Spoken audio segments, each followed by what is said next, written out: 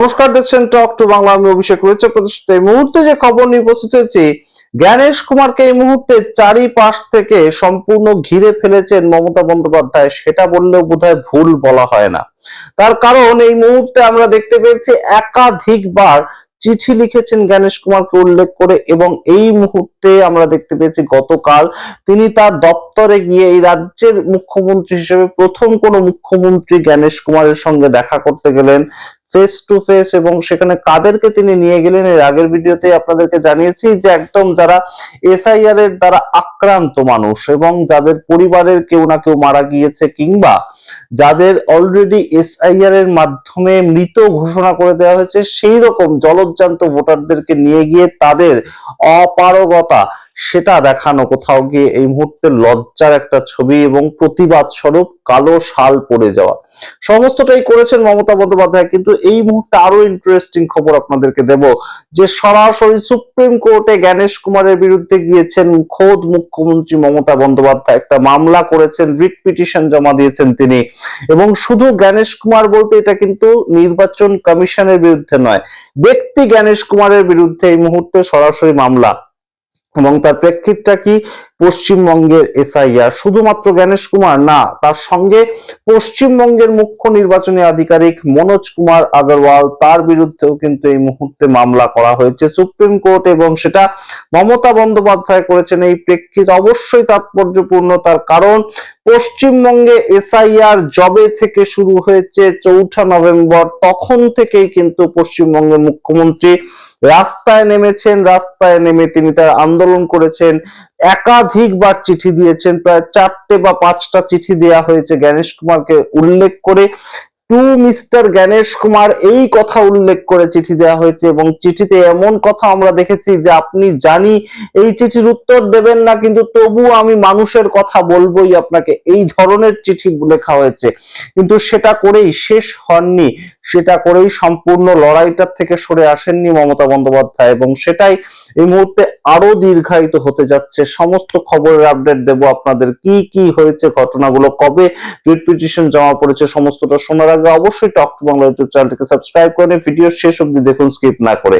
গতকাল প্রাথমিকভাবে যেখানে মূল সমস্যাটা দেখা দিয়েছিল যে বঙ্গভবনে পশ্চিমবঙ্গের থেকে গিয়ে কিছু মানুষ থাকছিলেন, গিয়ে কিছু মানুষ বলতে কারা এরা হচ্ছে এই যারা এসআইআর এর দ্বারা নিপীড়িত মানুষ, তাদেরকে মমতা বন্দ্যোপাধ্যায় নিয়ে গিয়েছিলেন। নিপীড়িত বলতে তাদের পরিবারের কেউ না কেউ মারা গিয়েছে, হয় তাদেরকে অলরেডি ড্রাফট ভোটার লিস্টে কেউ মৃত বলে ঘোষণা করে দেওয়া হয়েছে। তো এই সামগ্রিক প্রেক্ষিতটাতে যাদেরকে রাখা হয়েছিল, এই বিষয়ে যাদেরকে নিয়ে যাওয়া হয়েছিল, তাদেরকে রাখা হয় বঙ্গভবনে। বঙ্গভবন পশ্চিমবঙ্গের একদম নিজের সম্পত্তি, এবং সেখানে সেটা দিল্লিতে অবস্থিত। তো সেইখানে তাদেরকে রাখা হয়, কিন্তু সেখানে দিল্লি পুলিশ সকাল থেকে আসে, তাদেরকে ডিস্টার্ব করে, তাদের বিভিন্ন নথি দেখতে চাওয়া হয়, ইত্যাদি ঘটনা ঘটে।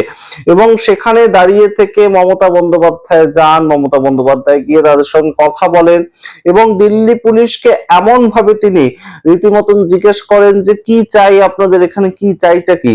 তখন তারা পালিয়ে যেতে বাধ্য হয়। আপনারা দেখুন আগে সেই সময়কার ভিডিও, তারপর আসছে এই নিয়ে সামগ্রিক বিস্তারিত ব্যাখ্যা সুপ্রিম কোর্টের প্রেক্ষিতে।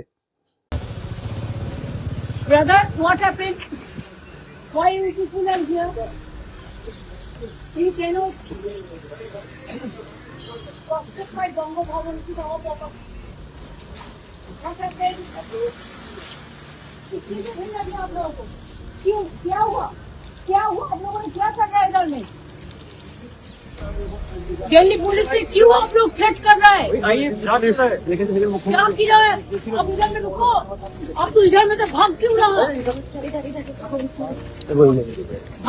है?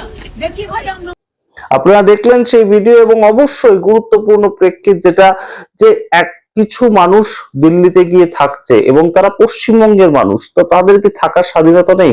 এমন ঘটনা এখান থেকে বেরিয়ে এসছে যে একজন মা গিয়েছেন তার সন্তানের জন্য দুধ কিনতে হবে, দুধ খাওয়ানোর জন্য গুঁড়ো দুধ কিনতে তিনি বেরিয়েছেন, এবং সেইখানেও তাকে বেরোতে দেওয়া হয়নি। কেন বেরোতে দেওয়া হয়নি, এই ধরনের কোনো প্রশ্নের উত্তর উত্তর কিন্তু কারোর কাছে নেই। শুধু দিল্লি পুলিশ জানিয়েছে যে তাদের বেরোতে দেওয়া হবে না, এটা কার নির্দেশে হলো কেউ জানে না। তো তার পরবর্তীতে বিকেল বেলা মমতা বন্দ্যোপাধ্যায় যান এবং জ্ঞানেশ কুমারের সঙ্গে দেখা করেন, এবং দেখা করে তিনি বেরিয়ে এসে তার কথা বলেন প্রেসকে উদ্দেশ্য করে। কিন্তু তার পরবর্তীতে এই মুহূর্তে যেটা সবচেয়ে আইনানুগ ব্যবস্থা সেটা সম্বন্ধে আপনাদেরকে বলি। 28শে জানুয়ারি রিট পিটিশন জমা দেওয়া হয় মমতা বন্দ্যোপাধ্যায়ের তরফ থেকে জ্ঞানেশ কুমারের বিরুদ্ধে। ব্যক্তি জ্ঞানেশ কুমার, আবারও বলছি, ইলেকশন কমিশনের বিরুদ্ধে নয়, ব্যক্তি জ্ঞানেশ কুমারের বিরুদ্ধে। এবং শুধু তাই নয়, এই যে রিট পিটিশন জমা দেওয়া হয়েছে সেখানে পশ্চিমবঙ্গের মুখ্য নির্বাচনী আধিকারিক মনোজ কুমার আগরওয়াল, তারও নাম উল্লেখিত রয়েছে। তো এই দুজনের নামে সরাসরি কিন্তু তারা এই যে মামলাটা এটা করেন। এবং অভিষেক বন্দ্যোপাধ্যায় এর আগেও কিন্তু জ্ঞানেশ কুমারের সঙ্গে দেখা করে গিয়েছিলেন 31 ডিসেম্বর 2025, আপনাদের যদি মনে থাকে, বছরের শেষ দিন। এবং তখনও কিন্তু তিনি একই কথা বলেছিলেন যে জ্ঞানেশ কুমার ভেতরে আমাকে রীতিমতন ধমক দিচ্ছিলেন, জ্ঞানেশ কুমার আঙ্গুল উঁচিয়ে কথা বলতে চেয়েছিলেন। তখন আমি তাকে বলি যে আপনি নমিনেটেড, কিন্তু আমি ইলেক্টেড, আমাকে আঙ্গুল উঁচিয়ে আপনি কথা বলতে পারেন না। এই ধরনের কথাবার্তা আমরা শুনছিলাম। কিন্তু মমতা বন্দ্যোপাধ্যায় জ্ঞানেশ কুমারের সঙ্গে দেখা করে যে ধরনের কথা তিনি শেয়ার করেছেন বাইরে এসে, সেটা অবশ্যই তাৎপর্যপূর্ণ। এই 4 ফেব্রুয়ারি আগামীকাল এই মামলার শুনানি রয়েছে সুপ্রিম কোর্টে। এটা আরো কেন তাৎপর্যপূর্ণ, কারণ জ্ঞানেশ কুমার মুখ্য নির্বাচনী আধিকারিক, তার বিরুদ্ধে এখনো পর্যন্ত এই মামলা প্রথম মামলা, যেটাতে কিন্তু জ্ঞানেশ কুমারকেও তার পক্ষ থেকে লয়ার পাঠাতে হবে, এবং লয়ার এসে জ্ঞানেশ কুমারের হয়ে কিন্তু কথা বলবেন, সওয়াল জবাব করবেন। এবং এটাই যথেষ্ট লজ্জার। একজন নির্বাচনী আধিকারিক, তার বিরুদ্ধে কেন একজন রাজ্যের মুখ্যমন্ত্রীকে সরাসরি সুপ্রিম কোর্টে মামলা করতে হয়েছে, এই প্রশ্ন তো এই মুহূর্তে উঠবেই। ভারতবর্ষের সরকার যাকে চুজ করেছে তাকে কেন এই মুহূর্তে এই মামলার মুখোমুখি হতে হয়েছে, তার কারণটা কি? এর আগেও তো অনেক নির্বাচনী কমিশনার এসেছিলেন ভারতবর্ষে, টিএন সেশন থেকে শুরু করে বিভিন্ন মানুষজন এসেছিলেন, কিন্তু কেন কারোর বিরুদ্ধে এই ধরনের মামলার ইতিহাস না থাকলেও জ্ঞানেশ কুমারকে এই মামলার মুখোমুখি হতে হলো? কেন মুখ্যমন্ত্রীর এতগুলো চিঠির একটাও জবাব এলো না, এই কথা এই মুহূর্তে উঠে আসে বইকি। এবং অবশ্যই আগামীকাল 4 তারিখ মুখ্যমন্ত্রী মমতা বন্দ্যোপাধ্যায় ভার্সেস জ্ঞানেশ কুমার কেসটা যখন সুপ্রিম কোর্টে উঠবে, সেটা একটা নতুন নজির সৃষ্টি করবে যে একজন রাজ্যের মুখ্যমন্ত্রী, তিনি ভারতবর্ষের মুখ্য নির্বাচন কমিশনার, তার বিরুদ্ধে গিয়ে মামলা করলেন, এবং তার জবাব দিতে আসতে হলো নির্বাচন কমিশনার তাকেও, অর্থাৎ তার উকিলকে অন্তত আসতে হবে। তো এই বিষয়টা কিন্তু অবশ্যই তাৎপর্যপূর্ণ। আমরা নজর রাখবো সুপ্রিম কোর্টে কি ঘটনা ঘটে। সুপ্রিম কোর্টে বারংবার নির্বাচন কমিশন তাদেরকে ধাক্কা খেতে হয়েছে। জয়মাল্য বাগচি, তিনি এর আগেই আপনাদেরকে জানিয়েছিলাম যে কমিশনকে উদ্দেশ্য করে বলেছিল যে কমিশন যা ইচ্ছা করতে পারে না, অনিয়ন্ত্রিত নয় কমিশন, কমিশনের যা ইচ্ছা করার অধিকার নেই, তাদেরকে সুপ্রিম কোর্টের সুপারভিশনে থেকে কাজ করতে হবে। এই ধরনের কথাগুলো উঠে এসেছিল। তো আমরা অবশ্যই নজর রাখবো যে জ্ঞানেশ কুমার ভার্সেস মমতা বন্দ্যোপাধ্যায়ের মামলাটা কতটা আরো পারদ চড়ায় সামগ্রিক এই এসআইআর এর সামগ্রিক ইস্যুটাতে। আপনাদেরকে জানাতে থাকবো। সমস্ত খবরের আপডেট দেখার জন্য অবশ্যই টক টু বাংলা ইউটিউব চ্যানেলকে সাবস্ক্রাইব করুন,